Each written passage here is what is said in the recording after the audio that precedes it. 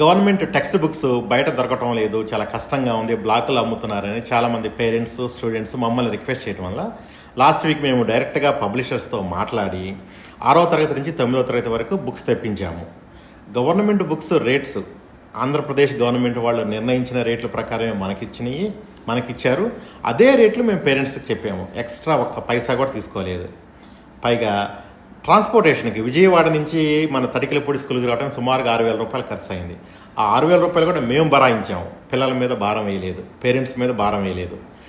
అంటే ఇప్పుడు సపోజ్ 6వ తరగతి పుస్తకాలు 1,000 రూపాయలు అనుకుంటా, అదే 1,000 రూపాయలకి మాకు అమ్మారు పబ్లిషర్స్ వాళ్ళు. అదే 1,000 రూపాయలు మేము పేరెంట్స్కి చెప్పాము. ఎక్కడ పైసా లాభం లేదు. సో ఇప్పుడు కొత్తగా అందువల్ల చాలామంది స్టూడెంట్స్ వచ్చి స్టడీ గైడ్స్ కూడా మీరే తెప్పించండి సార్ అన్నారు. సో స్టడీ గైడ్స్ వాళ్ళతో కూడా మాట్లాడాము.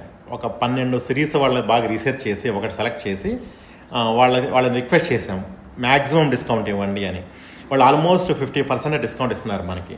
ఎలా అంటే ఇప్పుడు 1 to 5 క్లాసెస్ వరకు 2,300 సంథింగ్ ఏదో అవుతుంది. అదే ప్రైస్ నాకు ఇస్తున్నారు. నేను అదే ప్రైస్ పేరెంట్స్కి చెప్తాను. దీనితో పాటు నాకు అంటే మా స్కూల్కి పబ్లిషర్స్కి మధ్య జరిగిన కాంట్రాక్ట్ కాపీ కూడా పంపిస్తాను.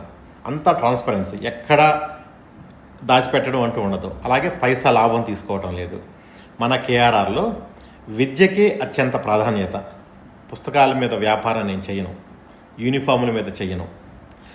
నోట్బుక్స్, స్టేషనరీ ఏదైనా సరే మీ ఊర్లో అతి తక్కువగా నాణ్యంగా ఎక్కడ దొరికితే అక్కడ మీరు కొనుక్కోండి. మేము అమ్మం, మీరు ఎక్కడైనా కొనుక్కోవచ్చు.